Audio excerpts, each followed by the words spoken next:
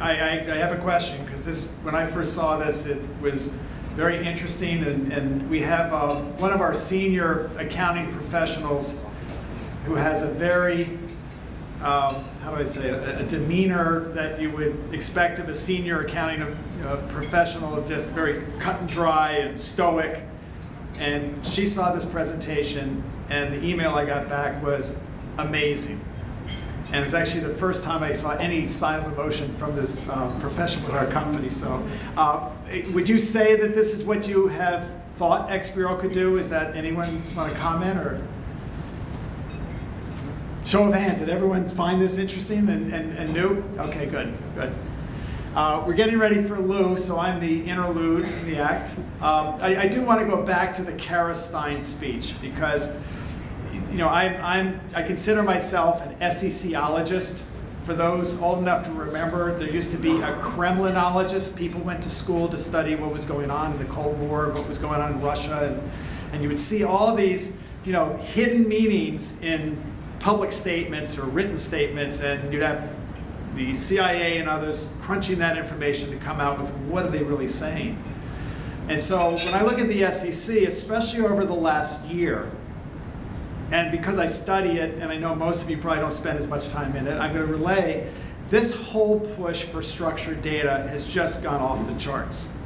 And the Kara Stein speech that she gave that I referenced, when I read that and I had seen the Audacity presentation, this is truly what is here and now. So I just wanted to underscore this fact that we're not talking about XBureau being usable 10 years from now. It's here and now. And our next speaker, Lou Roman, is probably the leading XBureau accounting professional in the country. If there are people who come close to him, there are probably a few of them. But Lou has worked with the FASB TAG group. He's worked with the IASB on the IFRS taxonomy. He's worked with XBureau US in all kinds of things. If any of you attended the XBureau US conferences, there was an essentials course, and it was all about how to get XBureau right. And we had the Big Four and other people presenting, but Lou was counted on to build the curriculum. We're lucky to have Lou at our company because we pride ourselves in having this forward-thinking expertise. So Lou's going to walk us through how not to be the outlier in those XBureau files. So the SEC, Mike Willis at the SEC, said the data quality errors in what the SEC is accepting is very much like pouring sand in the gas tank of your car. In other words, they are trying to analyze the data. They're driving the car down the road, and people keep pouring sand in their gas tank. And you know what that does to the car. So his colleague, Matt Slavin, also said, it's amazing when you start analyzing the XBureau how easy it is to see and find the errors. So the comeback to them was, well, what are you doing about it? Because until the SEC does something, you're still going to get sand in your gas tank. And they, do you have an initiative going on to improve quality? And they said, no. But we do have 11 initiatives, and they call them data quality efforts, that are going on right now. It's like, wow, didn't know that, didn't expect that. One of them is these SEC staff observations, whereby periodically the SEC says, here's what we see in the filings. Here's what's going on, here's what we need corrected. Interestingly, who cares about those in some respect, because even if you're guilty of some of them, all they do is publish, here's a general thing about what's generally going on. Although they are ramping those up and they are looking at them closely. Another thing they're doing is the Dear CFO letters, and Mike spoke about those, and what that is they take a topic, and for those companies that are violating that, they will send a letter directly to the CFO of that company saying, we see some problems in your XBRL. And I'll show you one of those that they've done, but there are more of those coming. A third thing of those 11 is rendering engine errors and warnings. Rendering engine means when you submit the files, it goes through a gateway and checks some things. It's very lightweight right now. But SEC has said the capacity for putting things in there is very large. So I know enough about the SEC that means there's more rules coming that are much more stringent because it's a way to enforce quality. A fourth thing is they're monitoring the Data Quality Committee errors, and I'll get into what the Data Quality Committee is, but the SEC is looking at the industry to say, tell us what we should be looking at as well. They spoke 2 months ago about common data quality errors, and here's the list of 8 of those that they spoke about. These are ones you probably know about if you've been involved in XBRL at all recently. I wrote a blog about these about 2 days ago, explaining them a little bit more. It's on merrillcorp.com, but if you're interested in those, they are important because this is what the SEC actually said. These are the things which probably will be a Dear CFO letter or some sort of communication. I'll get into some of these in a moment, the ones that I think are practical and necessary to the people in the room. But one of the communications was this SEC observation. This one came out 2 months ago. Improper custom access tags, meaning you're creating a unique tag for an access type tag, and it's screwing up the XBRL. In what the SEC said, and I'll read this, the Commission staff hopes the information contained in this document will help inform filers and vendors as to the importance of reducing the rate of custom access tag use, and that the companies will look to each taxonomy release as an opportunity to reconsider, in other words, change that bad custom access tag use. SEC is kind of saying, we're going to give you a break until the next taxonomy change comes up, and you can switch out your bad tag for a good one at that point. But after that, there will be some enforcement on it, whether that be a Dear CFO letter or something else. Quite important that custom tags not be in your filings, and I'll get into some of the examples of how this happens. Another letter, this one was more than a year ago, Dear CFO letter about calculations. It was sent to the CFO and said, through our selective review, we've noticed your filing does not include the required calculation relationships. Again, they didn't fine anybody for this, but the letter was sent to the CFO, who in many cases went directly to the XBRL person. I know that for a fact in some situations. Acceptance of your filing by Edgar doesn't mean that your filing is complete or compliant.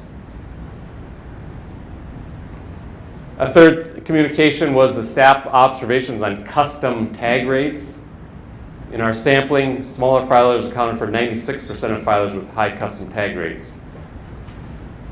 They went on to say many of the smaller filers with high custom tag rates used the same 3 third-party service providers to submit the filing. So it was the first time they even mentioned anything about that they're watching the difference between third-party service providers. And I know there is a correlation between certain types of errors and service providers. Very interesting to see that the SEC actually noticed that as well. Question? What's the acceptable rate of extensions for a company? Do you have a number on that? That's a fun question, actually. Okay, there is no answer to that. No, there is not an acceptable rate to say if you are this or that, you're right or wrong. However, if you pushed me to answer that and said, no, you got to give me a number, and Bob, you might do that. But the answer is 18%. Okay. Don't quote me on that. Here's what I mean by that. If your custom tag rate is more than 18%, you better be in an industry that has, those types of disclosures that have unique things in them. Oil and gas is one of those industries that's more on the high end of the custom tag rate range. Energy companies definitely on that range. Financial institutions on the high end. On the low end are the retail companies, manufacturing company probably that are more standardized.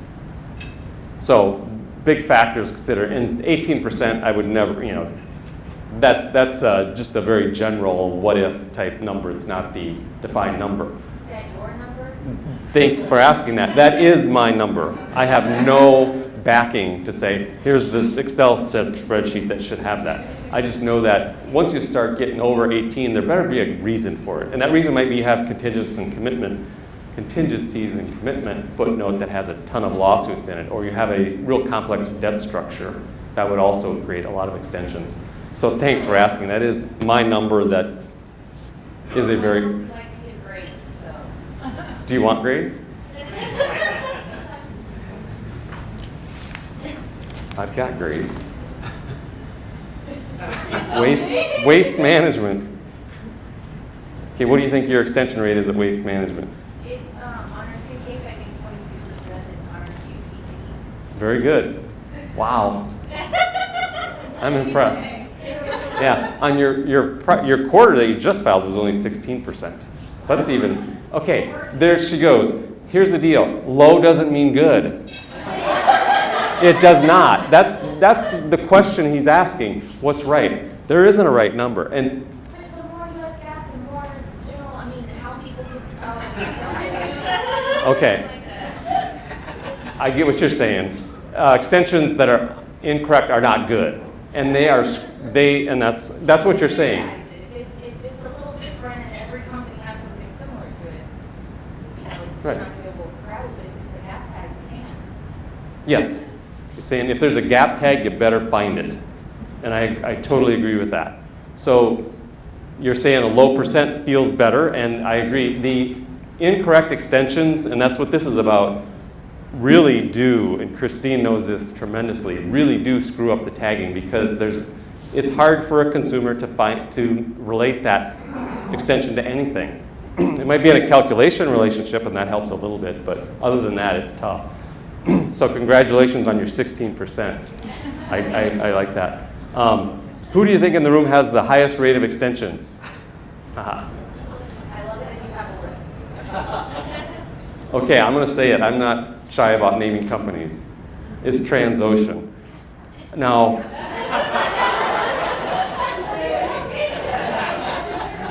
okay, that's over 18%, right? But big deal. That type of industry totally should be, probably all of them are over 18% or very close.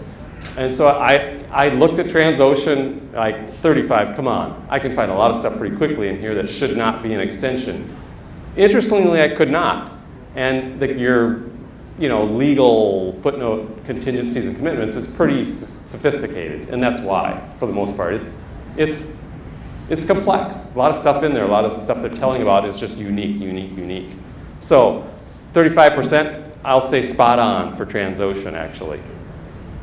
There is an initiative I'm telling you about in a little bit about trying to reduce extensions in filings overall. So there will be a day when 35% is too high.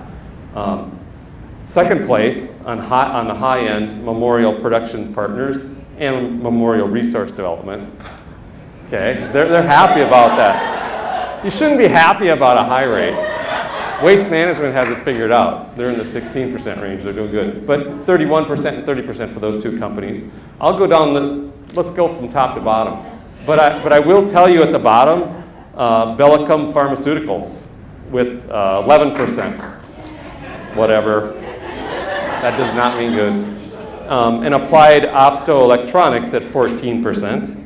And also at the bottom, Westlake Chemical Corp at 12%, which, Chemical Corp, just the name of it makes me think it should be more than 12%, but I haven't seen your financials and maybe they don't have the extra stuff I'm talking about. So does it make sense that Bellicum Pharmaceuticals and Applied Optoelectronics are at the bottom of the range? Definitely does.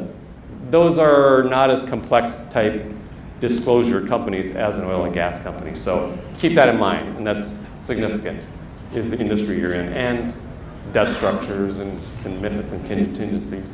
I'm going to keep going from the top down. So I was at Memorial. After Memorial, Can we defend ourselves here real quick? Common control transactions do not have GAAP. They try to put business combinations. It's not business combinations. It's really a lot of related parties. you have a lot of related party and business combinations. Is that what you said? And common control. Yeah. Right. Very good point. See, that's the type of stuff that really matters as much as the industry. Dynegy at 29%. The Natural Resource Partners at 29. Plains All American Pipeline at 27. Noble Energy 27. Gas Star Exploration 26. Sanchez Energy 26. Alta Mesa 25. These are all in the mid to high 20s. Cheniere, 25. Okay, Insperity, 25%. Okay, Insperity, that's piqued my interest because that's not oil and gas. No, we're a PEO, and there's nothing about a PEO in the applicant. Okay, that's a very good point. And she said we're a PEO. We're a PEO. Go ahead, tell us. Just saying, most people don't even know what it is. Yeah, so that's why it's not in the U.S. GAAP taxonomy for the most part. It is somewhat unique. There's only two publicly traded PEOs. There's only 2 publicly traded pure PEOs Other people have in the same. U.S.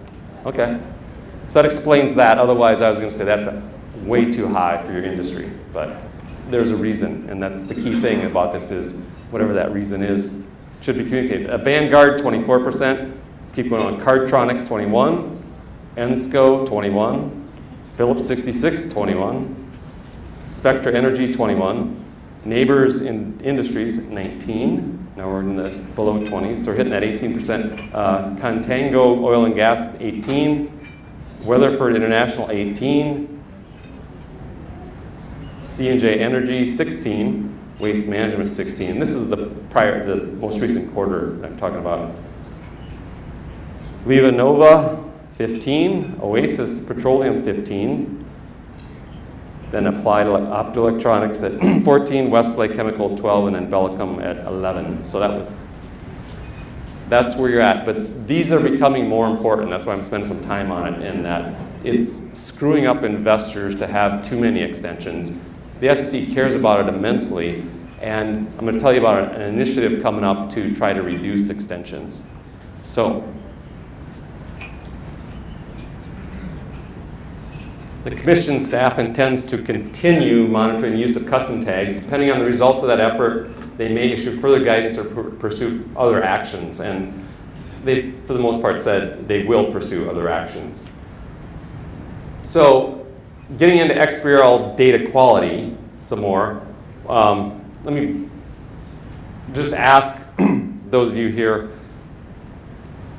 you hand in your financial statements in the traditional HTML, and then you also hand them in XBRL. They're 2 separate files, and we've been doing that for years now. Which one are you more comfortable with? Yeah, HTML. I think everybody would say that. I was in external financial reporting for public company, and that HTML document, if there was a comma in the wrong spot, I made sure it got put in the right spot. So very, very comfortable with that. Okay, do you realize what you just said? I'm giving my financials to the SEC in HTML. I'm giving my financials to the SEC in XBRL, and this one's better, or this one I'm more comfortable with. That is a moderate, I'll say a serious problem, because both of them have the same legal liability. You're supposed to be telling the same story in each one. You're good with this one, and you're kind of okay with that one. I mean, I get it, because I've been in that seat, and I also know a lot about XBRL to know that it isn't as easy to read, understand, and submit. So what happens is the person, meaning you, sitting there saying, this is good, it's good. What I'm handing in XBRL is good. It's pretty good. I think it's good. It's probably good. God, the clock is ticking, and I just don't have enough time to review everything I want to in XBRL, so I'm going to submit it. Doesn't everybody else have errors too? I'm sure they do. SC isn't doing much about it, so it's good. Yeah, submit it. That's what happens, and I'm not saying it's wrong. I'm saying it's a conflict in external financial reporting today to have that situation going on, because there's risk for you, there's risk for your company, and it just doesn't feel right for accountants, the type of CPAs that we all are, trying to do that. So I feel for you. It's a problem in the industry, but the time of that is coming to an end. And I wouldn't have said that a year ago, but knowing what the SEC is doing, they're looking at it. They're going to deal with it. So let's take some of the sand out of the gas tank and try to get that right. So you think the quality is better on the HTML versus the XBRL, but what is quality? If you ask pretty much anybody in the industry, they'll go, well, I'm not sure what XBRL quality is. Isn't it picking the right tags? Well, that's part of it. So I want to answer that question of what is good quality in XBRL. It's really complying with 7 different things, and here are the 7 things. At the bottom is the foundation of XBRL, which is XBRL Spec 2.1. You have to comply with that.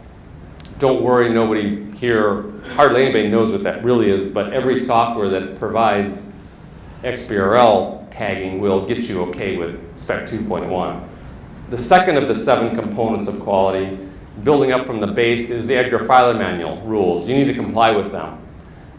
Very difficult because it's hard to read the Edgar Filer Manual rules. If anybody's tried to do that, it's not really an English readable document. It is in English, but there's a lot of techie stuff weaved throughout. And Christine and I know who wrote it for the most part, and it makes sense. And he had to write it that way. So difficult, but those rules are key to filing XBRL correctly. A third of 7 is accounting disclosures. If you don't know the accounting disclosure and understand it, you're not going to be able to tag and do the XBRL right. Most of you understand accounting disclosures very well, but does the person who initially tagged those financials, did they know it well? Maybe you're reviewing. There's a lot of errors today because back in 2009, 10, 11, and 12, when detailed footnotes are being tagged initially, service providers, certain ones were not doing it properly. And because they didn't understand the accounting disclosure, whoever reviewed it at your company didn't catch it, and it stayed there, and it stayed there a long time.